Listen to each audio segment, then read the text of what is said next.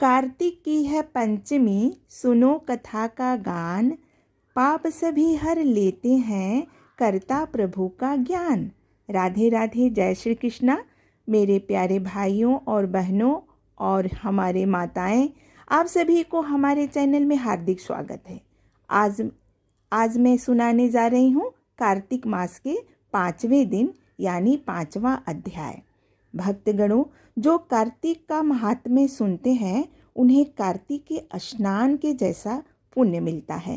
कार्तिक का कथा का मुख्य उद्देश्य यह सिखाता है जीवन में सच्चाई, धर्म का मार्ग अपनाना, सभी पापों का नाश होता है। और आज की इस कथा के श्रवण से न केवल पाप कटेंगे बल्कि हमारे मन और आत्मा में नई ऊर्जा का संचार भी होगा, जो हमें मोक्ष के मार्ग पर अग्रसर करेगा।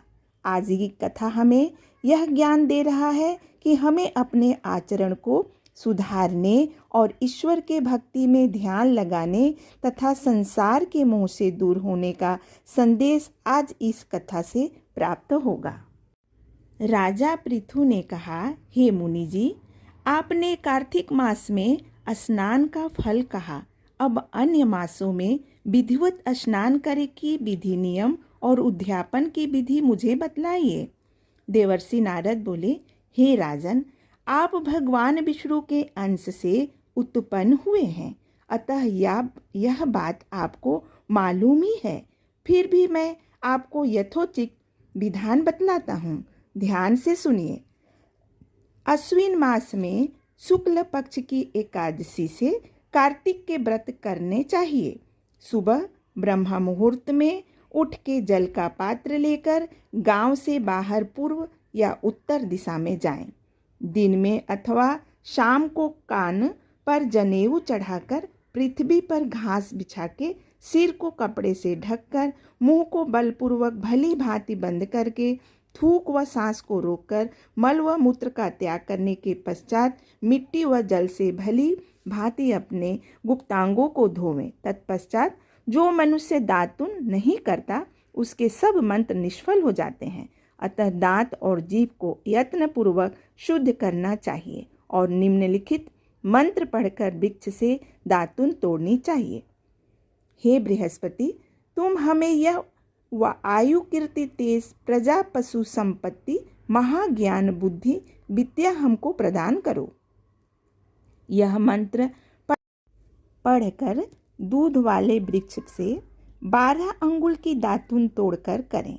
व्रत या श्राद्ध के दिन दातुन नहीं करनी चाहिए। प्रतिपदा, अमावस्या, नवमी, छठी, रविवार को चंद्र तथा सूर्य ग्रहण में दातुन करनी चाहिए। कटीले पेड़ों से कपास, पीपल, बरगद और निगंध, इन पेड़ों की दातुन करनी चाहिए। पश्चात भली भांति स्नान करके फूल, माला, चंदन और पान इत्यादि पूजा की सामग्री लेकर प्रसन्न मन व भक्ति पूर्वक भगवान शंकर के मंदिर में जाना चाहिए।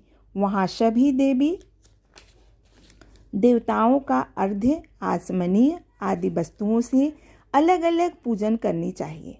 प्रार्थना एवं प्रणाम करना चाहिए।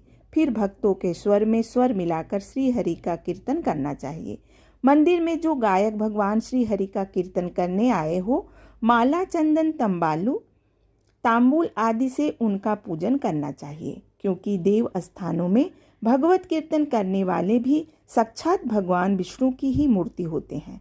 यह लोग सतयुग में विष्णु जी को अपना तपस्या, योग और दान द्वारा भगवान को प्रसन्न करते थे, मगर कलयुग में भगवत गुणगान ही भगवान श्री हरि को प्रसन्न करने का प्रधान साधन माना गया है।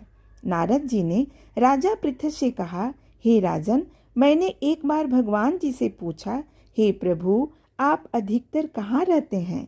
यह सुनकर भगवान ने कहा, हे नारद, मैं वैकुंठ अथवा योगियों के हृदय में भी नहीं रहता, अपितु जहाँ मेरे भक्त मेरा कीर्तन करते हैं वहाँ मैं अवश्य रहता हूँ। जो मनुष्य चंदन, माला आदि से मेरे भक्तों का पूजन करते हैं उन्हें मेरा ऐसी प्रीति होती है जैसे कि मेरे पूजन से भी नहीं हो सकती। शिरीष, धतूरा, गिरजा, चमेली, केसर और कंदार तथा कटहल के फूलों और अक्षतों से भगवान विष्णु की पूजा नहीं करनी चाहिए। अड़हल, कंद, गिरीश, जूही, मालती और केवड़ा के पुष्पों से भगवान शंकर की पूजा नहीं करनी चाहिए। लक्ष्मी के इच्छुक पुरुषों को तुलसी पत्र से सूर्य नारायण की पूजा नहीं करनी चाहिए। जिन देवताओं की पूजा में जो फूल निर्दिष्ट है उन्हीं से उनका पूजन करें। पूजन समाप्त करने के पश्चात भगवान से क्षमा प्रार्थना करें, यथा हे सुरेश्वर, हे देव, मेरे पास न मंत्र है न क्रिया, मैं भक्ति से भी हीन हूँ। जो कुछ भी पूजा मैंने आपकी की है उसे पूरा करें। ऐसी प्रार्थना करने के बाद दंडवत प्रणाम व 2 क्षमा प्रार्थना करने भगवत कीर्तन करना चाहिए। श्री हरि की कथा सुननी चाहिए और प्रसाद ग्रहण करनी चाहिए। इस तरह बताई गई विधि के अनुसार जो मनुष्य कार्तिक व्रत का अनुष्ठान करते हैं वह संसार के सभी सुखों को भोगते हुए अंत में मुक्ति को प्राप्त करते हैं।